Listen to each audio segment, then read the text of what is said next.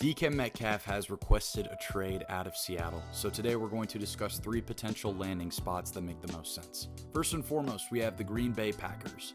Now, there are 2 sides to this coin. The people that believe the Green Bay Packers have one of the steepest receiving rooms in the NFL, and the people that think they have a bunch of wide receiver 2s.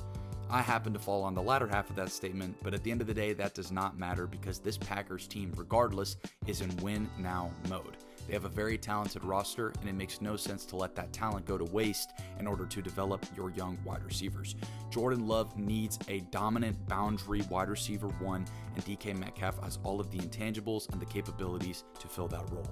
Next up, we have the Los Angeles Chargers. This Chargers team was fighting for a spot in the divisional round with a wide receiving core of Ladd McConkey, Quentin Johnston, and Joshua Palmer. If there's one thing that matchup against Houston in the wild card round showed me, it's that Justin Herbert needs another key receiving piece within his receiving core. The Chargers wide receiver room is currently making the least amount of money in the NFL at just $10 million.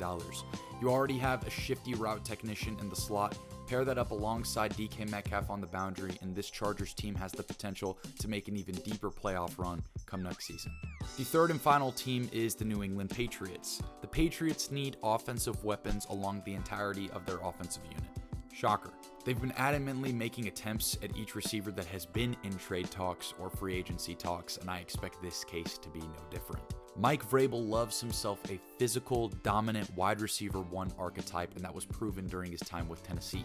He selected and utilized A.J. Brown, and during 2 out of the 3 years he spent in Tennessee, he had at least 1,000 yards and at least 8 touchdowns. They have the 4th overall pick in this upcoming draft, and I expect them to use it on offensive line, so while you have the opportunity to do so, fill out that skill position group, make a well-rounded offensive unit, so Drake May has the opportunity to have a more successful sophomore season.